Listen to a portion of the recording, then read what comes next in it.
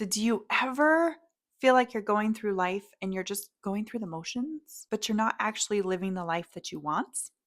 A life audit might be exactly what you need. Let's get into it. Many of us are stuck on the hamster wheel of just doing and achieving, and those things don't necessarily align with our values or what truly brings us happiness. So today I am walking you through one of my very, very, very favorite 5-step processes, and we together, you and me, in this video, we are going to do a life audit, and I cannot wait.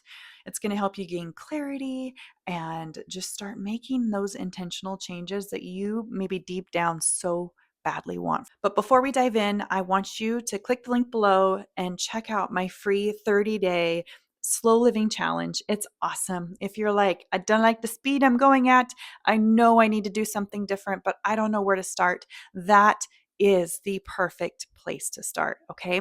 So that link will be down below.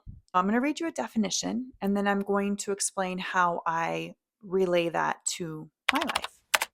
Okay, so the definition of a life audit is when you review your current life, your happiness, and your fulfillment, and then you plan your future goals and dreams to ensure that you're living in alignment with them. So, what I like to do is do this definitely once a year, definitely like a big life audit. Like life changes, and there's different seasons that you're going to go through. And so, at the end of the year, right before a new year starts, I love to do a massive life audit. The same process, just on a bigger scale for the year. Then I like to do it quarterly. Quarterly is ideal because then I just like to check in with myself every once in a while and see how I'm doing. And it just helps me to be super self-aware. Of so that another year doesn't just go by and I'm like, I don't know what happened to that year. I didn't accomplish anything I was hoping to accomplish. That's what we're trying to avoid. Okay, so why is a life audit? Sounds very big and very fancy, but really we're just going to dumb it down and pull it down to a level that feels relatable and doable for you.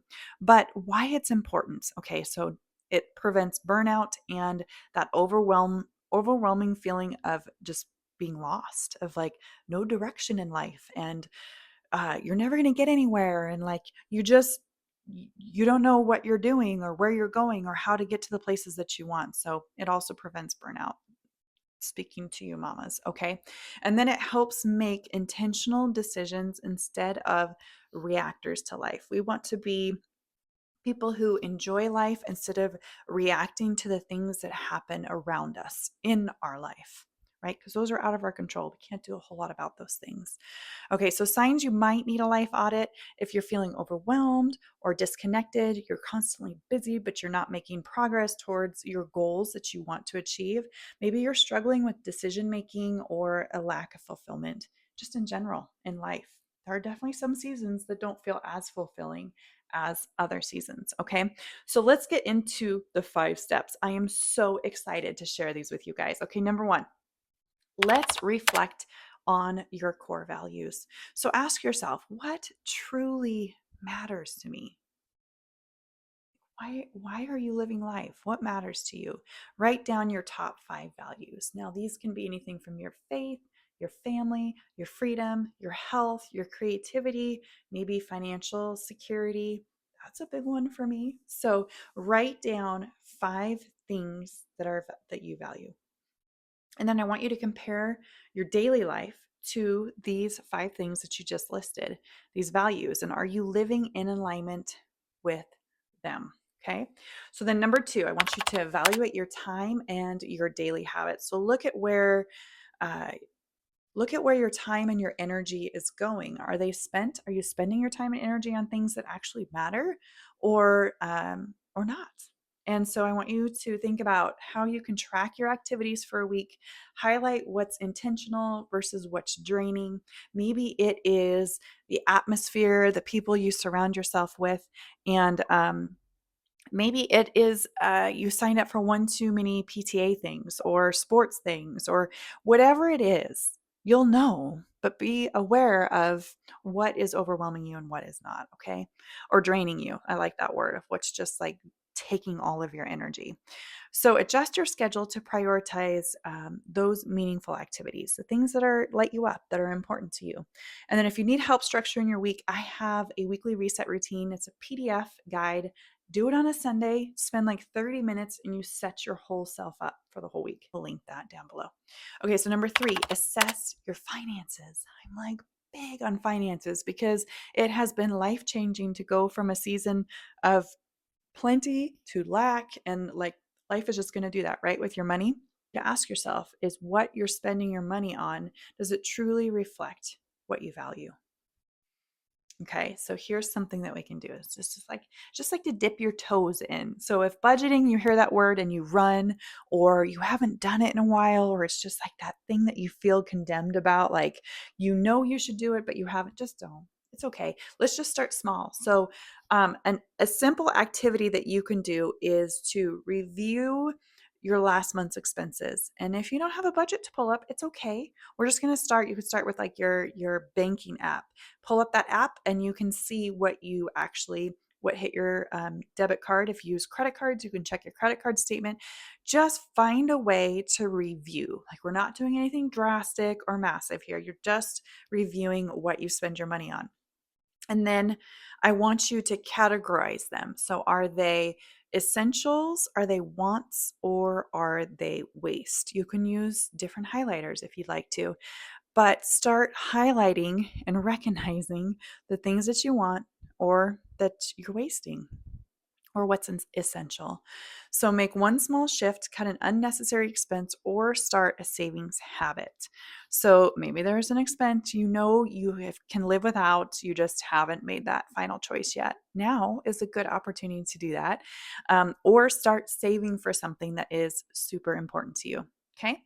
And if you want a simple, like no fuss, as stress-free possible way to manage your money, my budget blueprint is inside of my slow living bundle. That too will be linked down below. Okay, number 4, identify your stress and your over commitments. Sometimes it takes a video like this to be like to bring clarity to you and to be like, what's making you feel stressed? Maybe no one is asking in your life because you're a yes person and they like being around a yes person, but maybe you're just drowning in overcommitments. So, what pay attention to what is draining your energy and what obligations do you take on out of guilt?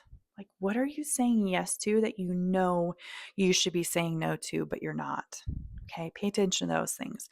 Write down 3 things that you do out of obligation rather than joy. Now, we cannot list the things as moms, like caring. You can list whatever you want to, but like there's some things as parents and moms that we're going to have to do out of obligation and not joy. So that maybe our kids eat, like grocery shopping and doing laundry and whatever, taking care of the dog. There's just some things that we need to do, but possibly can delegate and ask for help with. Okay.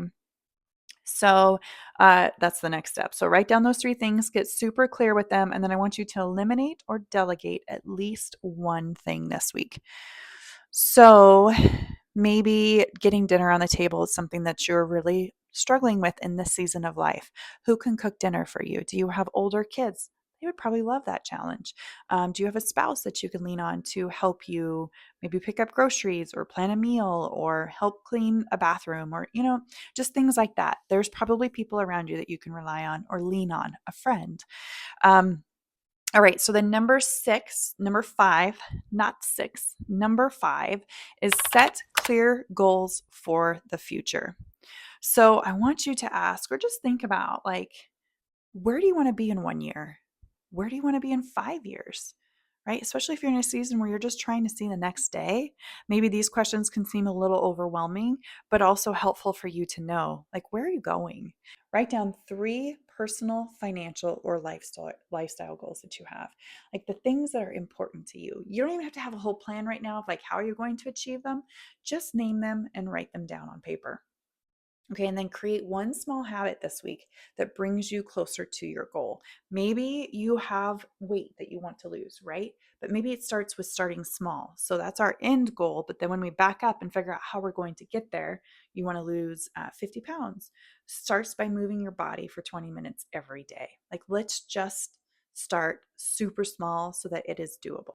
So, if you need a personalized action plan, I am so excited. I just launched my one-on-one coaching program, and they're sessions, 3-hour sessions with me and with you. And we just talk about life, and you come out with a plan, and it'll help you reset and just feel aligned with your days and how you spend them. Okay, so a little recap here. Number one was to define your core values. Number two is to assess your time and your habits. Three is to evaluate your finances. Number four is to identify stressors and overcommitments. Number five is to set super clear and intentional goals. So we're not like ripping the band-aid off and making this like super huge overnight. We're just going to step back and take the small steps that over time will help you live a life that you truly love. So if this video was helpful, please be sure to give it a thumbs up, subscribe, share it with all your friends, and I can't wait to see you in the next one. Bye-bye.